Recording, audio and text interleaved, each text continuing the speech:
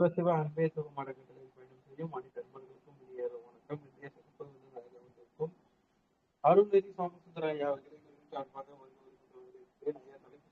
தலைப்பு சொல்லி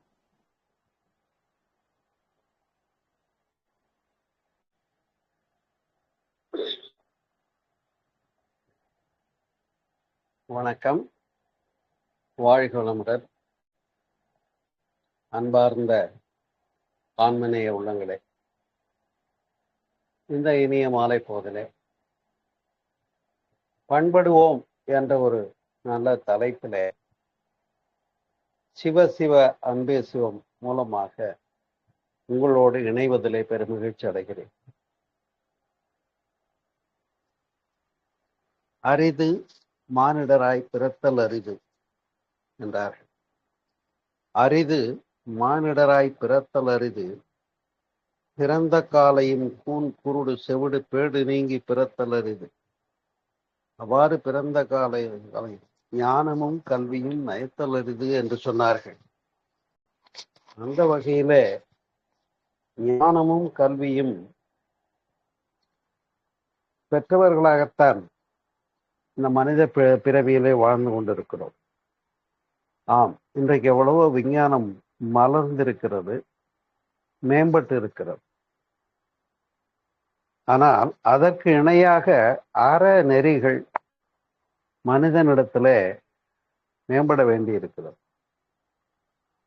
ஆனால் நாம் எண்ணலாம், எத்தனையோ சமயங்கள், ரிலிஜியன்ஸ், இத்தனை மதங்கள் இருந்தாலும், இத்தனை மதங்களை தோற்றுவித்த மகான்கள் வாழ்ந்த உலகம்.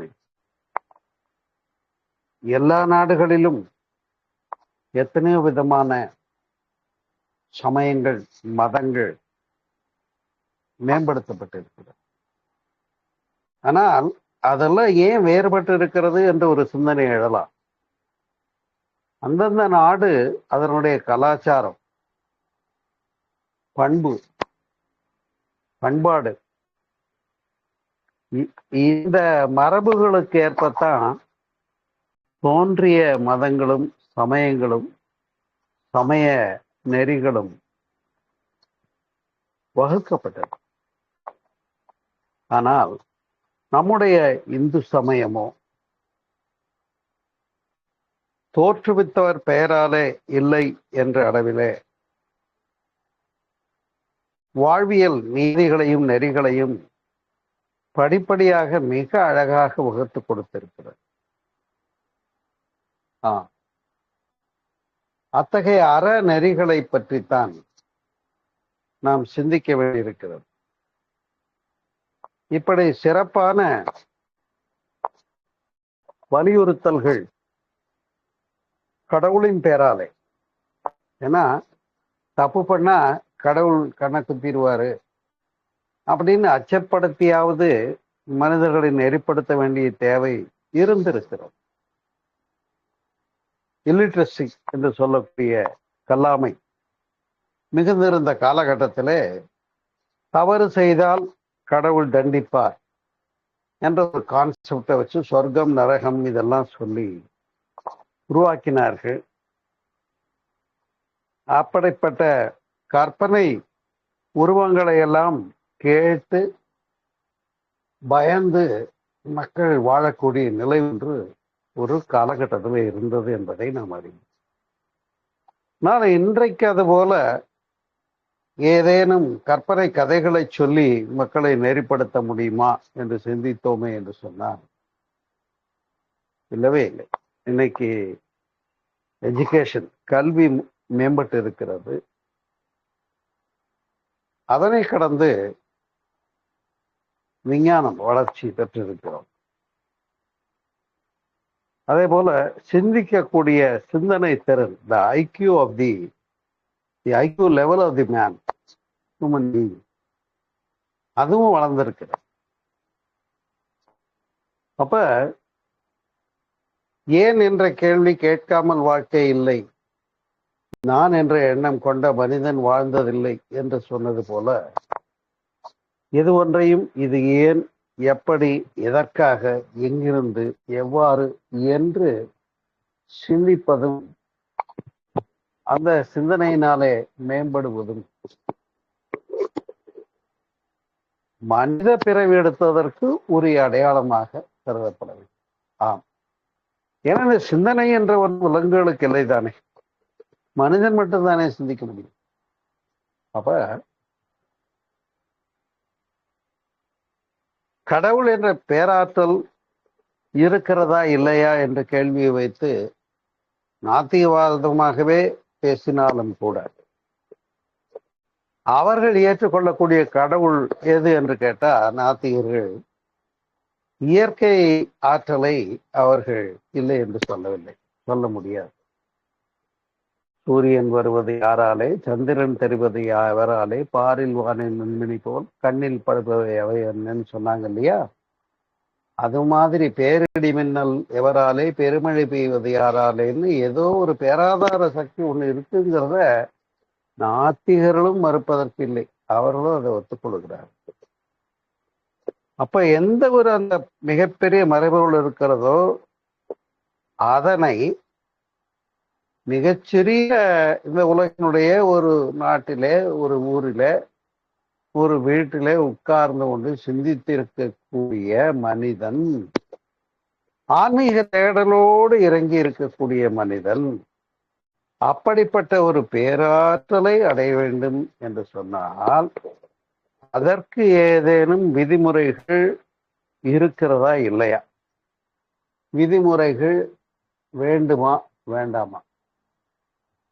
சொல்லுங்க பாருங்க. விதிமுறைகள் வேண்டத்தான் வேண்டும். ஏனென்று சொன்னால் இதையெல்லாம் செய்தால் தனக்கும் பிறருக்கும் கேடு. இதெல்லாம் செய்யலைன்னா தனக்கும் பிறருக்கும் கேடு. அப்ப இதைதான் ஒழுக்கம் என்று சொன்னார். அன்பர்களே, அன்பு உள்ளங்களே, கடவுளை தேடித்தான் ஆன்மீகத்திலே வழிபாட்டு முறைகளை எல்லாம் வைத்து மனிதன் தேடி பயணப்பட்டுக் கொண்டிருக்கிறார். அப்படி பயணப்படுகின்ற அந்த ஒரு பெரும் முயற்சியில அடைதல் என்ற ஒன்று கடவுளை அடைதலா என்று கேட்டால் அல்ல. இங்கே நம்மை நாமே பண்படுத்தி கொள்ளுகின்ற ஒரு நெறியைத்தான் சமயங்கள் அடித்திருக்கிறது, வகுத்திருக்க. அதுல எந்த மாற்றமும் கிடையாது. அதுலதான் டூஸ் அண்ட் டூ நாட்ஸ், செய்யத்தக்கன செய்யக்கூடாதன என்று பிரிக்கின்றார்கள். என்ன காரணத்துல என்று பார்த்தோமே என்று சொன்னால், நாம் வாழ்கிறோம். நம்முடைய வாழ்க்கையில எதையெல்லாம் செயல் விளைவாக செயலாக வெளிப்படுத்தினால் அந்த செயல் மூலம் ஒரு வெளிப்பாடு, விளைவு என்று ஒன்று வருமா இல்லையா? அப்ப எண்ணம் சொல் செயல்களாலே மனிதன் வெளிப்படுகின்ற போது அதற்குரிய விளைவும் தொடர் பயனாக வரும். அது வரக்கூடாதுன்னு சொல்ல முடியாது. ஏன்னா அதுதான் லா ஆஃப் நேச்சர். அதாவது இந்த இயற்கை விதின்னு சொல்றோம் இல்லையா, அது எங்கும் இருக்கிறது. பிரபஞ்சம் முழுவதும் நிறைந்து அந்த பிரபஞ்சத்திலே கோள்களையும் நட்சத்திரங்களையும் முறையாக இயக்கிக் கொண்டிருக்கிறது. Systematic rhythm is there. அதே ரிதம் சீர்மை மனிதனுக்குள்ளே நம்முடைய உடலிலே உண்டா இல்லையா என்று கேட்கும். அதே சீர்மை மனிதனுக்குள்ளே நம்மளே இருக்கிறதா என்று கேட்டா ஆம், இருக்கிறது. எப்படின்னா, ஒரு பிடி உணவை பக்குவமாக தயார் பண்ணலாம், வாங்கிட்டு வரலாம், சமைக்கலாம், அதை காம்போவா பண்ணி சாப்பிடலாம், ருசிச்சு சாப்பிடலாம். சாப்பிட்டு முடிக்கிற வரைக்கும் தான் நமக்கு வேலையா இருக்கு. ஆனா அது அந்த தொண்டைக்குழியை தாண்டி உள்ள போன பின்னால அது முறையாக ஜீரணமாவதற்கும் ஆங்காங்கு சுரக்கின்ற சுரப்பு நீர்கள் எல்லாம் அதோடு சேர்ந்து அங்கே அந்த உணவானது ஆற்றலாக மாறுவதற்குரிய ஏற்பாடுகள்லாம் நடக்குது பாருங்க. கொழுப்பு திவலைகளாக சேர்ந்து அந்த ஆற்றல் ரத்தத்தின் மூலமாக அப்படியே செல்களுக்கெல்லாம் பரவுகிறது. பரவி ஒவ்வொரு செல்களும் தேவையான அந்த ஆற்றலை எல்லாம் பெற்றுக்கொண்டு அதே நேரத்தில் கழிவுகளை எல்லாம் திரும்ப அனுப்புற ஒரு மிகச்சிறந்த வேலைய நீங்க செய்றீங்களா இல்ல நாம செய்யறோமா? நான் செய்யறேன். நாம யாரும் செய்யறதே இல்லை. அத நல்லா பக்குவமா ஸ்பெஷல் மீல்ஸ் வாங்கி சாப்பிட்றது வரைக்கும் தான் நாம செய்யறோம்.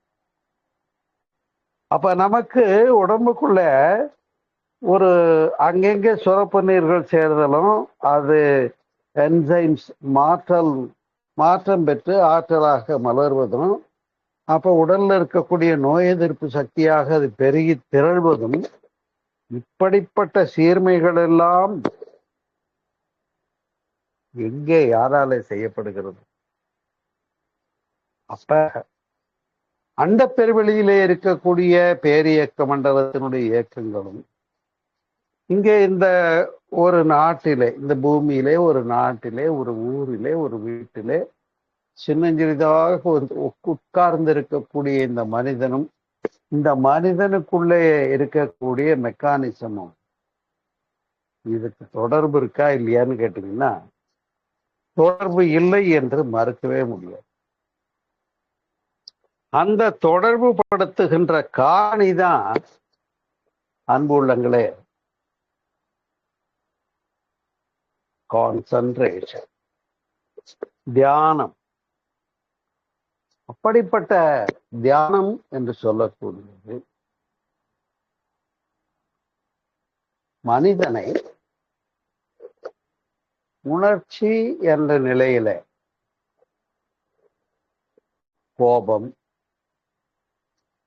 வெட்கம், அச்சம் இல்லையா, இப்படி நவரசங்கள் என்று சொன்னார்களே, வெறுப்பு, காதல், நகைச்சுவை என்றெல்லாம் பலவான உணர்ச்சிகளாக வெளிப்படுகிற ஒரு நிலை அறிவோம். ஆனால் அந்த உணர்ச்சி நிலையில இருந்து வாழ்கின்ற போது மிருகமும் மனிதனும் ஒப்பாகிறது.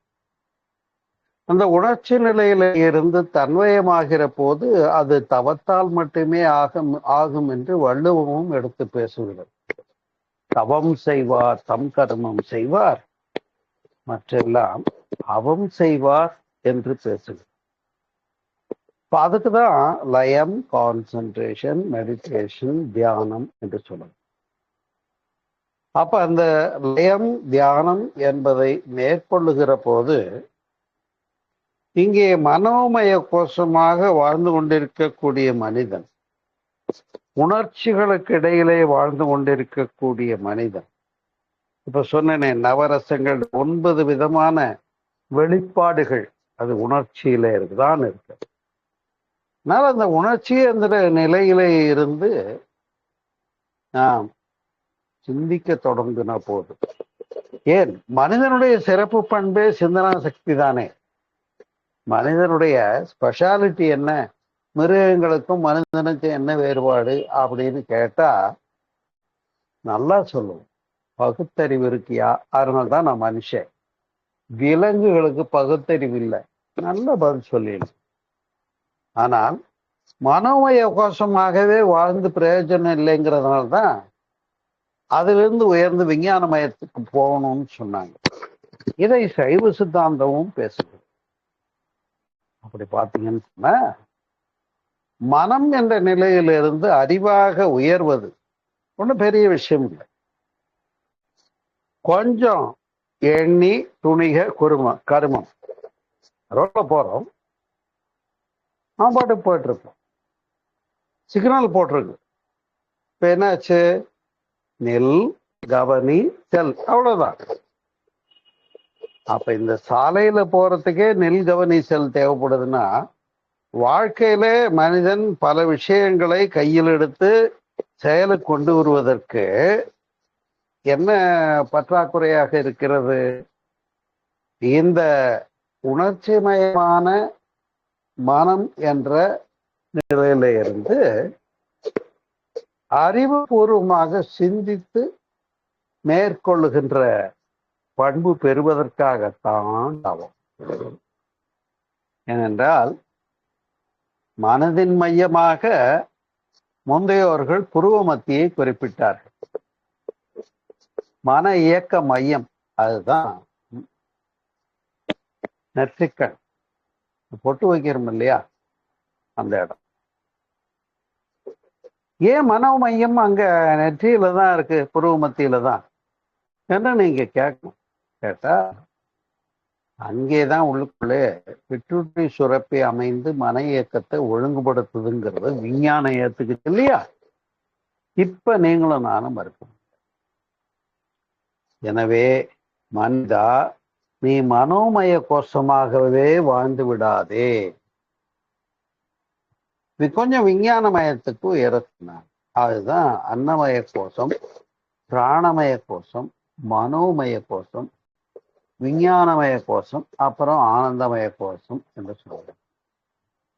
இப்படி கோஷங்கள் என்று கடந்து மேலே ஆனந்தம் என்ற நிலை வரையிலே அடைய முடியும். அன்பு உள்ளங்களே, இப்ப நமக்கு ஆனந்தம் கிடைக்குதோ இல்லையோ, ஐ am in the correct path and in the correct sense அப்படின்னு சொல்லக்கூடிய அளவுக்கு ஒரு கம்பீரம் வேணுமா வேணாமா? என்னமோ பொழுது உடைஞ்சு நானும் வாழ்ந்துகிட்டு இருக்கேனுங்க அப்படின்னு கொஞ்சம் சொல்லி பாருங்க. நம்மளை பார்த்தா நமக்கே கேவலமா இருக்கும்.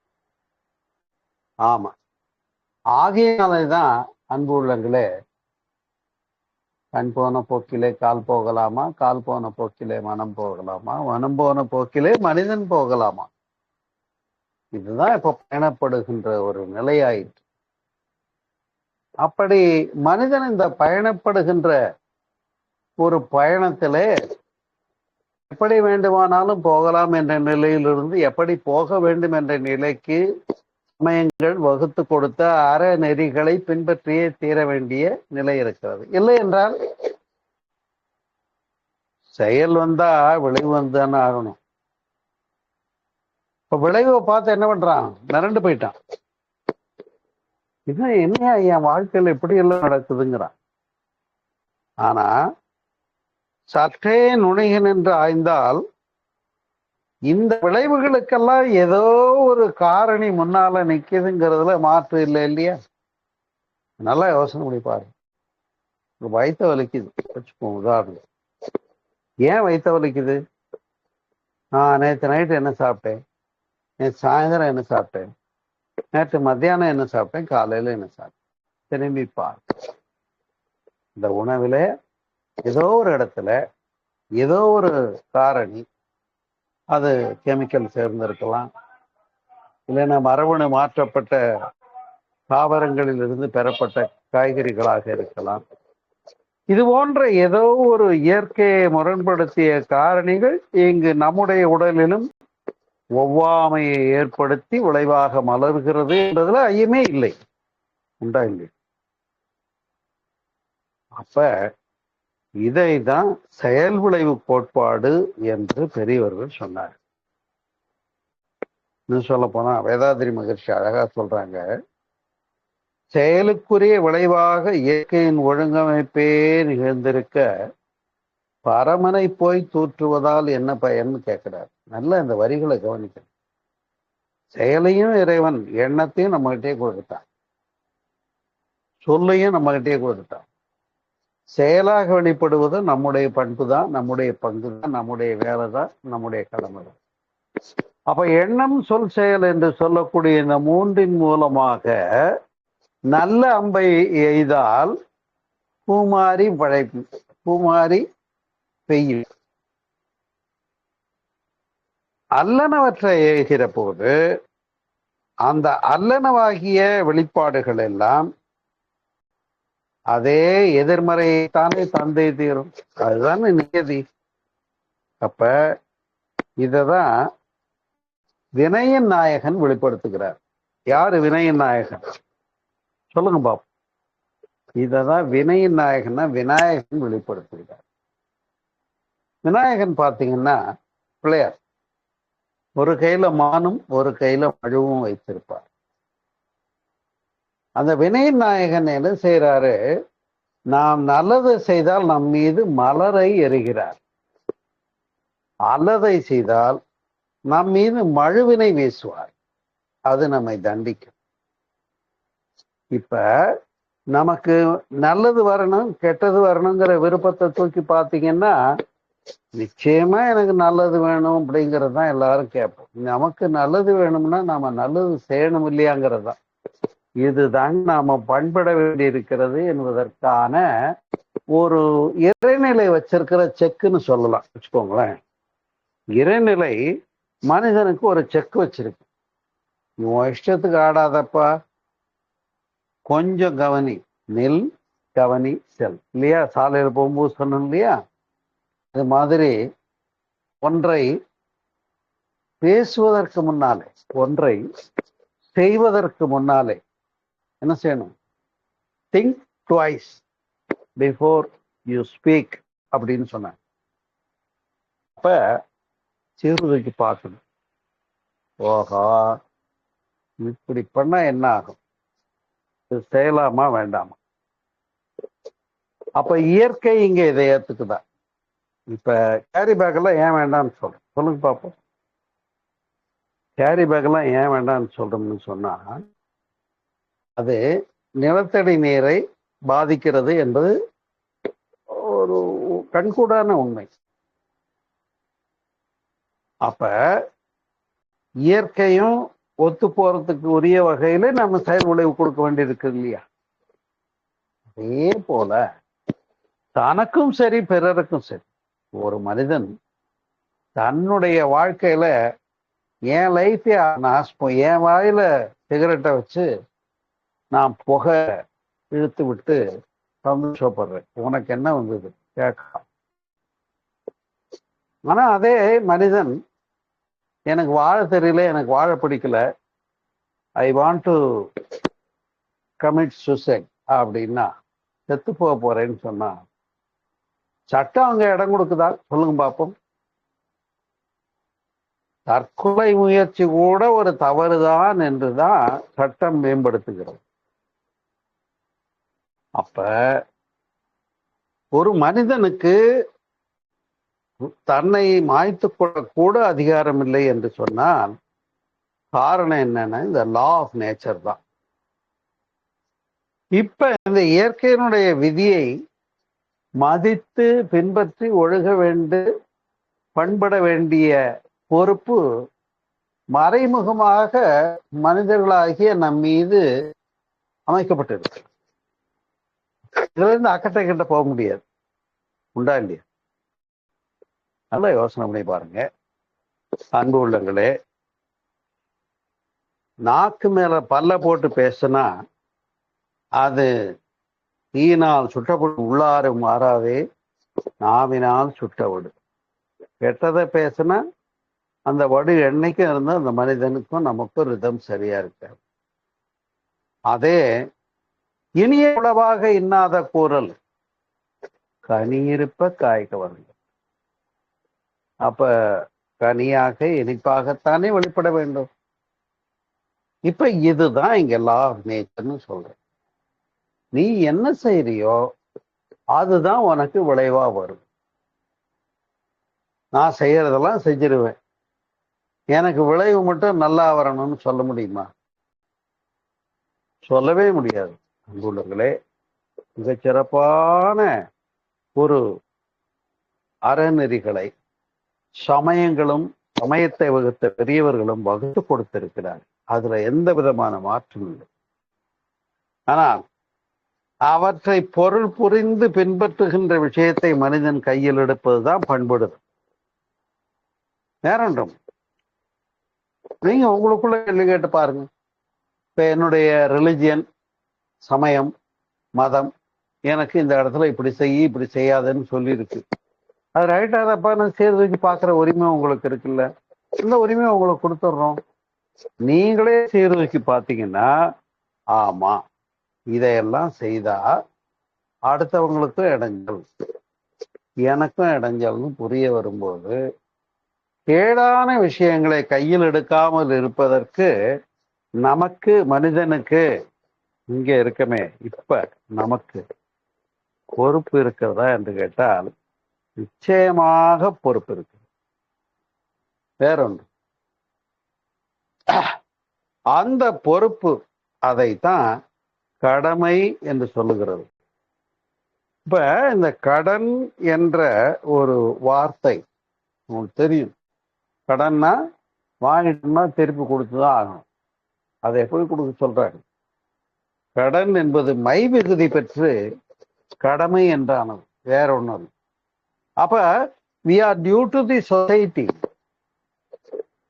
அந்த செயலை ஒழுங்கா செய்யறதுக்கு நம்மை அந்த பேராற்றலோடு இணைத்து கொண்டா நாம பலம் பெறலாம், பண்படலாம், சாதிக்கலாம். அந்த பேராற்றலோடு, இறை பேராற்றலோடு இணைத்து கொள்ளணும். ஏன்னா அது டோட்டாலிட்டின்னு சொல்லக்கூடியது. நாம யாருன்னு கேட்டா மனிதன் ஒரு சின்ன பிராக்ஷன். பட் ரெண்டுத்தையும் இணைக்கிறது தான் தவம், தியானம், யோகம். யோகன்ற வார்த்தை சிந்து சமவெளி நாகரத்திலே வருது. அப்ப அந்த காலம் தொட்டு யோகம் இருக்கிறது. அதனாலதான் சொல்றது, அவன்லாம் யோகம் பண்ணியிருக்கானப்பா, ஏதோ யோகம் பண்ணியிருக்கான், அவனுக்கு கொடுத்து வச்சவன் அப்படின்னா. யார் கொடுத்து வைக்கணும்னா, நம்முடைய முந்தையோர்கள் நல்லது செய்து அந்த பதிவுகளை நமக்கு வித்து வழி ஜெனரிக்கல் சயின்ஸா கொடுத்துருந்தாங்கன்னு வைங்க, இப்ப நமக்கு பெருமை சார். ஆகையினாலதான் அன்பு உள்ளங்களே, சிறியன செய்யாமை நன்று. இன்னும் சொல்ல போனா, காண முயலெய்த அம்பினில் யானை பிழைத்த வேலேந்தல் இது என்று சொன்ன அளவுக்கு ஒரு மிகப்பெரிய லட்சியத்தை கை கொண்டு வாழ்க்கையில ஓட ஆரம்பிச்சா வாழ்க்கை இனிமையா இருக்கும். அந்த லட்சியம் நீங்க சொல்லுவீங்க, நான் கலெக்டர் ஆகணும், அதான் எனக்கு லட்சியம். நல்லதுதான். கலெக்டரானா அந்த மாவட்டம் முழுவதையும் நல்லதே நிகழ்வதற்கான கண்காணிக்கிற, ஒழுங்குபடுத்துகிற பொறுப்பு கைக்கு வருது. ஆனால் அதுக்காக எல்லாருமே கலெக்டர் ஆயிட முடியாதுல்ல. அப்ப இங்கே ஒரு நீதிமன்றம் இருக்கிறது நமக்குள்ளே. யாருக்குள்ள? நமக்குள்ளே, மனிதனுக்குள்ளே. அந்த நீதிமன்றம் என்ன சொல்லுகிறது என்று சொன்னால், மனிதா, நீ எதை செய்ய வேண்டும் என்று சீர்தூக்கி செய்கிற பகுத்தறிவை உனக்கு அளித்திருக்கிறேன். அதை சீர்தூக்க வேண்டிய வேலையை சீர்தூக்காம நீ செயல் விளைவு கொடுத்தேன்னா, அப்ப அந்த இடத்துல விளைவுகள் எப்படி வரும்? நன்மையாக மட்டுமே வரும் என்று எதிர்பார்க்க முடியாது.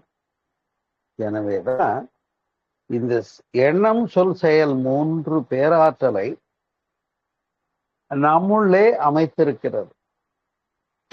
இப்பத்தான் மனிதன் என்னுடைய ஒவ்வொரு எண்ணம், சொல், செயல்களையும் நில்கவனி செல் போல கொஞ்சம் நிறுத்தி சீர்தூக்கி சிந்திச்சு இதை செய்யணுமா செய்ய வேண்டாமான்னு யோசனை பண்றதுக்கு உங்களுக்கு உரிமை இருக்கா இல்லையா? நேரம் இருக்கா இல்லையா? பொறுப்பு இருக்கா இல்லையா? கடமை இருக்கா இல்லையா? எவரேன்னு சொல்ல முடியுமா? எனக்கு இந்தியன் பீனல் கோடே தெரியாதுங்க, நான் ரோட்ல இஷ்டத்துக்கு வண்டி ஓட்டுறேன், சொல்லுங்க பார்ப்போம், முடியுமா? சாலை விதிகள்னு ஒண்ணு இருக்கு. அந்த சாலை விதியில வாகனங்கள் கீப் லெப்ட்னு போகணுங்கிற விதி இருக்கு. இப்ப இந்த சமுதாய விதியை நான் தெரியாதுன்னு சொன்னா கோர்ட் என்ன ஒத்துக்குமான்னு கேட்டா, சட்டம் எனக்கு தெரியாதுன்னு சொன்னா அதுவே சட்டப்படி குற்றம்னு சொல்லுமா இல்லையா? கொஞ்சம் நல்லா யோசனை பண்ணி பாருங்க. எனக்கு சட்டம் தெரியாதுன்னு கோர்ட்ல போய், இப்படி நீங்க சட்டம் இந்தியன் பீனல் கோடுல இருக்குன்னு எனக்கு என்ன சார் தெரியும் அப்படின்னா, அந்த சட்டத்தை அறியாதவனாக இருக்கிறேன் என்று நாம் சொன்னாலே அது சட்டப்படி குற்றம் என்பதை நீங்கள் புரிந்து கொள்ள வேண்டும். அப்ப இந்த சமுதாய விதிகளும் இருக்கிறது, இயற்கை விதிகளும் இருக்கிறது. இந்த லா ஆஃப் நேச்சர் எப்படி பிரபஞ்சம் முழுவதும் நிறைந்து முறையாக இயக்கி கொண்டிருக்கிறதோ அதுபோல நம்முள்ளே இருந்து உண்ட உணவு அது சிறு துகள்களாக மாறி, கொழுப்பு திவலைகளாக, ரசமாக மாறி, அதுல உள்ள ஆற்றல்கள்லாம் செல்களுக்குள்ள போய் ஆக்சிஜனேஷன் நடந்து இங்கே இருந்து தேவையை பெற்றுக்கொண்டு கழிவுகளை திரும்ப கொடுத்து அதை ரத்தங்கள்லாம் கொண்டு போய் வெளியேற்றுற அளவுக்கு மூக்கு வழியா கார்பன் டை ஆக்சைடா வெளியிடுது. எல்லா கழிவுறுப்புகளிலிருந்தும் கழிவுகள் எல்லாம் முறையாக வெளிப்படுது. ஏதேனும் ஒரு கழிவு உறுப்பு வேலை செய்யலைன்னு நீங்க பரவாயில்ல இருந்துட்டு போட்டோம்னு நீங்க சொல்ல முடியுமா? இப்ப சிறுநீர் பிரியவில்லை, என்ன ஆகும்? வயிறு உப்பி போகும், பெரிய வேதனையை கொடுக்கும், உடனடியாக கவனிக்க வேண்டிய மருத்துவம் தேவைப்படும். இந்த அளவுக்கு செயலும் செயலுக்குரிய விளைவும் இந்த ஒழுங்குகளும் மனிதன் கடைபிடிப்பது என்பது மஸ்ட் ஆயிடுச்சு, முடியாது என்று சொல்ல முடியாது. அப்ப மனிதன் என்ன ஆகணும்? பண்பட்டுத்தான் ஆகணும். இப்ப இந்த பண்பட மாட்டேன்னு முரண்படுறவங்களுக்கு இது ஒரு கவி ஒண்ணு ஞாபகம். அதை நாம தப்பனோம்னா அது நம்மை தப்பாதோன்னு ஒரு இடத்துல கவிஞன் பாடுவோம். ஆமா, அப்ப அந்த இயற்கை விதிகளை நாம் முரண்பட்டோம் என்றால் அது நம்மை பனிஷ் பண்ணுமா இல்லைங்க? இப்ப சுற்றுச்சூழல்னு சொல்றோம். இந்த சுற்றுச்சூழல் பாதிப்பு, அதாவது ஏர் பொல்யூஷன். இப்ப டெல்லியில எல்லாம் ஏர் பொல்யூஷன் ஆகி ரொம்ப சிரமப்படுற நிலைமை வந்து உடனடியாக கவனிக்க வேண்டிய வேலையாச்சு இல்லையா? அப்ப அந்த சுற்றுச்சூழல் என்று சொல்லக்கூடியதை மாசுபடுத்துகின்ற காரணியை மனிதன் கையில எடுக்கிற போது இங்கே மூச்சு விட முடியல, நோய்கள் வருது, இந்த விளைவுகள் எல்லாம் நிகழும் என்பது மனிதனுடைய அறிவுக்கு தெரிகிறதா இல்லையா? தெரியும். அப்ப அதற்குரிய பொறுப்பும் கடமையையும் கையில் எடுத்துக்கிட்டு நான் நல்லா இருக்கணும்னு சொல்லி நாம பண்பட வேண்டும். அதுதான் பண்படுவோம் என்ற இன்றைய தலைப்பு. ஏன்னா எல்லாரும் ஒழுங்கா நடக்கணும்னு சொல்லிட்டு நாம மட்டும் நம்ம இஷ்டத்துக்கு நடக்க முடியாது, நடக்க. அப்ப தான் பண்படுதல் முதல்ல எழுதி வச்சுக்கோங்க. தான் பண்படுதல், தனக்கும் பிறருக்கும் பயன்படுதல், இதுதான் இன்றைய நியதி, இன்றைய செய்தி. இதை நீங்கள் நல்ல முறையில கடைபிடித்து மேம்பட்டு சிறப்பாக வாழுங்கள். உங்களுக்கு உரிமையும் கடமையும் இருக்கிறது என்பதை நான் குறிப்பிட்டு சொல்ல தேவையில்லை. ஏன்னு சொன்னா இதை நான் சொல்லி நீங்க ஏத்துக்கலைன்னாலும் அது நாம் நடக்க வேண்டிய, கடைபிடிக்க வேண்டிய ஒரு மஸ்ட் ஆயிடுச்சு.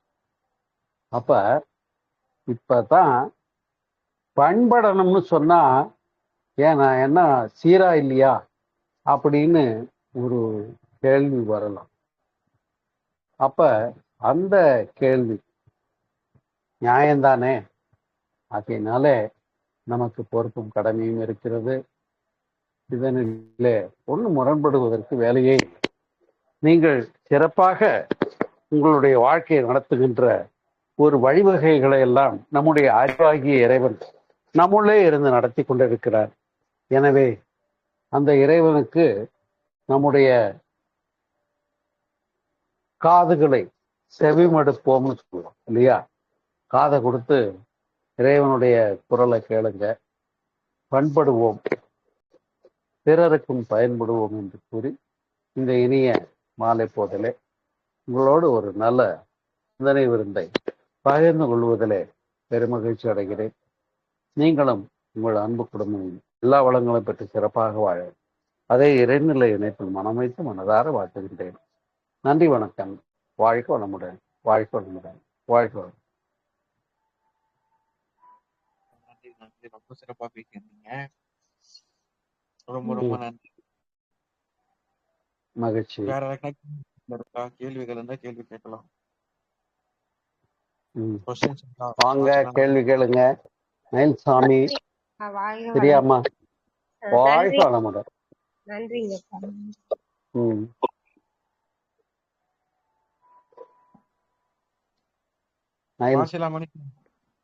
மாசிலாமணி, நீங்க ஏதாவது கேட்கணுமா பேசணுமா?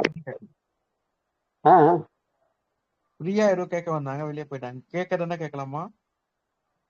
வந்துட்டாங்களே, இருக்கா? பிரியா ஏதாவது கேட்குறீங்களா? நன்றி சொல்றதுக்காக தான் வந்தாங்கப்பா. என்னம்மா? நன்றி சொல்றதுக்காக தான் வந்தாங்கப்பா. நன்றிங்கப்பா.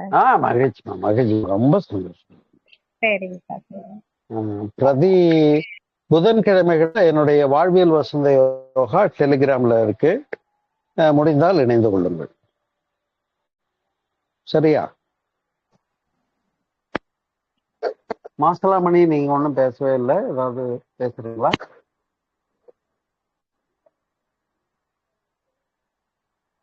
சரிங்க, முடிச்சுக்கொள்ளும். நன்றி நன்றி, வணக்கம். வாழ்க வளமுடன். எனக்கு கேள்வி என்ன கேட்கலாமே, வாயை தந்து கேட்க மாட்டீங்களா? அதான பிரச்சனையா இருக்கு. கேட்கலாம், வாங்க, முன்னாடி வரலாமே. கேக்குறீங்களா இல்ல முடிச்சுக்கலாமா?